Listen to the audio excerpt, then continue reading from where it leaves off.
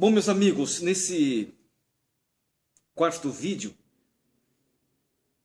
eu espero explicar a respeito da visita do profeta Moroni ao menino José Smith. Foram sucessivas visitas, mas vamos ver essa primeira visita. Em 1822, José começou a ajudar seu irmão mais velho, Alvin. Alvin era o irmão mais velho, a construir uma nova casa de madeira para a família Smith. Em setembro de 1823, 2 andares estavam concluídos dessa construção. Mas ainda faltava o telhado. Olha que interessante, ainda faltava o telhado. A família continuava a morar na pequena cabana de madeira. Eles eram pobres. E nessa cabana eu quero que aconteceu a experiência. Nessa cabana, às altas horas da noite de 21 de setembro de 1823, era um domingo. José, então com 17 anos, ele já tinha 17 anos. José Smith já tinha passado 3 anos desde que ele teve a visão. Ele já tinha 17 anos. Ele já tinha 17 anos. Retirou-se para o seu quarto. Ele retirou-se para o seu quarto. Preocupado com sua situação perante o Senhor, orou fervorosamente, pedindo perdão por seus pecados. Tinha certeza de que receberia outra manifestação divina. 17 anos. De repente, o quarto encheu-se de luz. O quarto do José Smith encheu-se de luz. E um mensageiro celestial apareceu ao lado de sua cama, cumprindo parte da grandiosa profecia do apóstolo João. Podemos ver em Apocalipse capítulo 14, dos 6 e 7. Vamos ver. Como José Smith descreveu essa aparição? Como? José descreveu esse ser ressurreto, porque esse personagem que apareceu a José Smith era um ser ressurreto, chamado Moroni. Um ser ressurreto. Como que ele era? José Smith diz assim, definiu assim esse ser, abre aspas, vestia ele uma túnica solta, da mais rara brancura. Era uma brancura que excedia qualquer coisa terrena que eu já vira. Qualquer coisa terrena que eu já vira. Nem acredito que qualquer coisa terrena possa parecer tão extraordinariamente branca e brilhante. Tinha as mãos descobertas e os braços também um pouco acima dos pulsos. Um pouco acima dos pulsos. Os pés também estavam descobertos, bem como as pernas, um pouco acima dos tornozelos. A cabeça e o pescoço desse ser ressurreto estavam nus. Também estavam nus, a cabeça e o pescoço, que ele podia ver tanto a cabeça como o pescoço. Verifiquei que não usava outra roupa além dessa túnica branca, pois estava aberta, de modo que José Smith podia ver o peito dele. Não somente sua túnica era muito branca, mas toda a sua pessoa era indescritivelmente gloriosa. E seu semblante era verdadeiramente como um relâmpago. Olha que interessante a descrição que ele está dando de Moroni, esse ser ressurreto. O quarto estava muito claro, mas não tão luminoso como ao redor da pessoa desse anjo. No momento em que eu vi, teve medo. Ele admite que teve medo quando ele viu. Mas o medo logo desapareceu. O mensageiro disse chamar-se Moroni. Olha, eu chamo Moroni. Um profeta que viveu aqui no continente americano, sendo portador das chaves da, abre aspas, vara de Efraim, fecha aspas.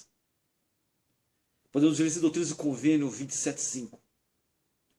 Moroni apareceu num momento determinado para revelar a existência de um registro escrito sobre placas de ouro que havia permanecido escondido no solo por 14 séculos. 14 séculos estava escondido, 14 séculos escondido no solo. Era o registro de, abre aspas, antigos habitantes desse continente. Diz também que o livro continha a plenitude do Evangelho eterno, tal como for entregue pelo Salvador aos antigos habitantes desse continente, aqui o continente americano. Disse também que o livro continha a plenitude do Evangelho eterno. José deveria traduzir esse registro que continha a plenitude do Evangelho eterno. José deveria traduzir o registro e publicá-lo. Olha, a ordem de Moroni foi para José Smith traduzir esse registro dessas placas de ouro e publicar esse registro.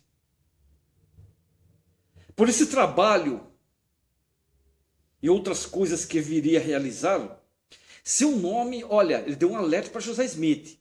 Seu nome seria conhecido por bem ou por mal entre todas as nações. Durante a existência de José Smith, até depois, até hoje em dia, muitas pessoas, tem canais no YouTube de pessoas que são membros da igreja nativos e que falam mal do profeta José Smith. O anjo já tinha falado para ele, com 17 anos, que o nome dele, depois que ele traduzisse o registro, um tempo depois, não era para já, ia ter mais visita e mais instruções. Seu nome seria conhecido entre bem e mal, entre todas as nações. Moroni citou várias passagens da Bíblia, citando profetas como Malaquias, Isaías, Joel e Pedro, mencionando preparativos que deveriam ser feitos nos últimos dias para o reino milenar de Cristo. Assim teve início o aprendizado que José receberia de Moroni. Começou aí. A importância de sua mensagem, nunca esqueçam isso, a importância de sua mensagem e a necessidade de gravá-las na mente do jovem Smith fizeram que Moroni voltasse 2 vezes naquela noite. Naquela mesma noite, fora essa visita, teve mais 2 visitas. Voltou mais 2 vezes e repetisse as mesmas instruções, acrescentando outras informações a cada vez. Ele repetia as informações e a cada vez ele acrescentava mais informações.